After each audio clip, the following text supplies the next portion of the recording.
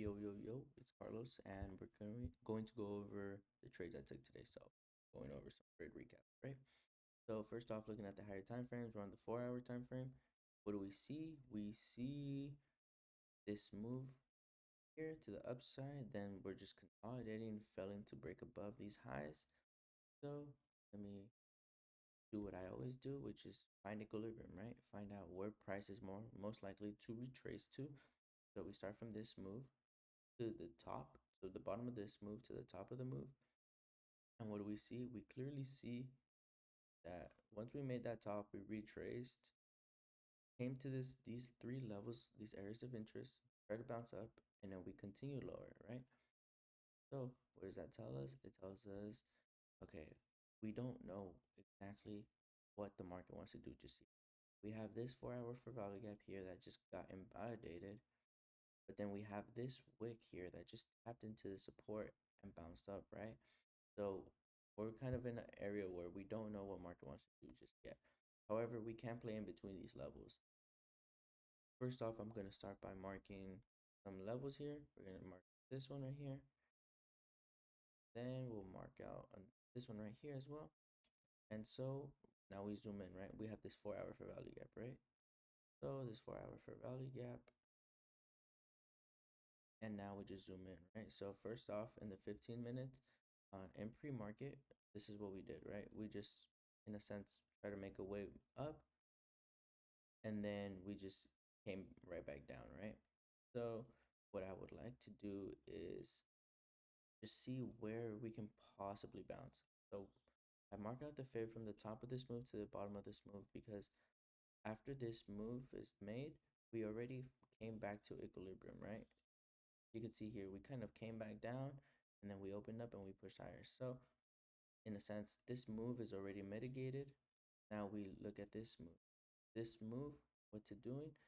It started here because where the lowest price went. We have also this 5 minute fair value gap, right? And so what I was seeing is, okay, we have these highs here, but we also have these like areas of interest, right? Where we can see a retrace and then a rejection off of. So what do we see? We see price come in to this 5 minute, and what I did was I saw this reaction here, and then I saw this reaction here. So I entered some puts here, and then my stop loss was right here. And so after we identified that stop loss, that stop loss and take profit, we go into the 3 minute, because we're just scanning levels, right? So clearly we have this 3 minute as well, right? For value gap, which honestly looks a bit better. It looks a bit cleaner, has more, say, volume, you could say. And so this looks kind of propped up, right? So let me go like this. So we see that, we see the reaction there, we see this reaction there, we see this other reaction. So I'm bullish already. I mean, not bullish, I'm bearish, sorry. And I'm looking to enter, and just my stop loss is here. And if we get a candle close above this, that's where stop out. Here we are, finally get an entry. I enter, and my mistake, I ended up getting stopped out here. My mistake was I was looking at the 3 minute. The 3 minute looked really clean, but I used a 5 minute, right? Which is not terrible, but I should have waited for a candle close somewhere above this high, or this high up here, or this one up here. So I could have waited for a candle close above here. But honestly, I wanted to make my loss really small, right? So the 3 minute honestly had a better. You could have seen the trade better. Why? Because we have the wicks here. So once you get a candle close above any of these highs, that's where you would have wanted to stop out. For me though, my idea was I'll stop out here.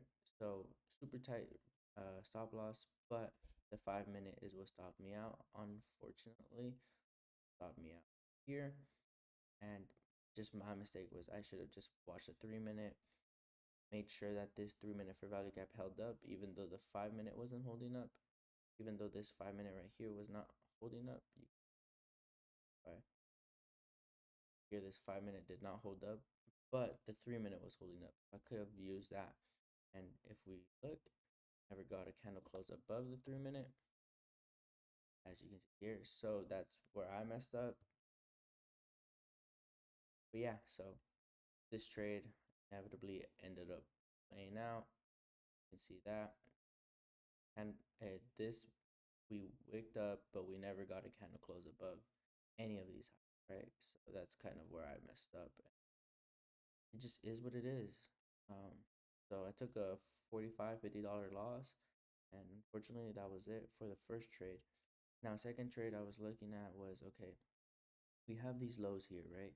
We have this 1 hour fair value gap, 1 hour fair value gap that we could touch, right?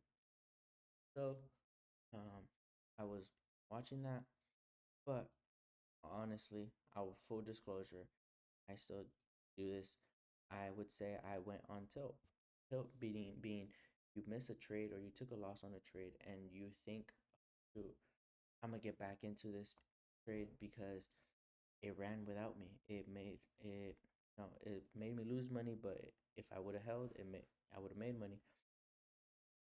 I would say I had a partial feeling of that, but I did play what I saw, which was this 3 minute here. I alerted it to the Discord. So yeah, as I was saying, we had this 3 minute fair value gap to the downside. We were playing into this level down here that I marked, as well as this 1 hour fair value gap. But my idea was, okay, full entry here, stop loss right here, and target lows, right? What ended up happening, yeah, I got the entry I wanted, but then we ended up doing this, right? So I pulled out the EMAs just to see kind of where's an idea, like where we can bounce, right? And I ended up getting stopped out, unfortunately. Again, I stopped out here. I didn't think, I didn't see anything that I did that I could have like improved on because, yeah, I mean, I got stopped out. However, I, I could have been more patient, realized that the point 0.5 level was here in line with the fair value gap. I could have entered somewhere all the way up here on the retest of the opening range low, stop loss here, and then target all the way down here. That's something that could have potentially played, but as you can see, we had this 3 minute that got inversed, and then we have this 3 minute that also got made. So my thought process here on the reason why this trade didn't go as planned was because, okay, this 3 minute clearly we got inverse, right? This was broken, right? This right here was broken. You can see by this high. Then so that was inverse. We are in a 1 hour bullish fair value gap. We are, so all that means is we're in this 1 hour bullish. We're bouncing off of the time frames. You can see here the 0.5. So all this is an indication that yes, we are downtrending for the last couple of days, but we could find ourselves with buyers, right? With buyers in that area. So my you know, should have done was just been patient and not even taken because I already took a loss. But I took that trade, ended up getting stopped out as I said earlier on puts. And so reason I say I went on tilt is because after I got stopped out there, I saw this that it was starting to make a move. So what I do, re-enter puts again, which right there, that's already 3 trades. That was more than I needed to take. At that point, I was already down around 180. Then what did I do again? Once I saw that we were reacting to the level that I was saying earlier here, I re-entered puts down here, here, and stop loss was there, or a close above these, targeting this, and what did we do? Stop me out. So at that point, I'm already down 4 trades, and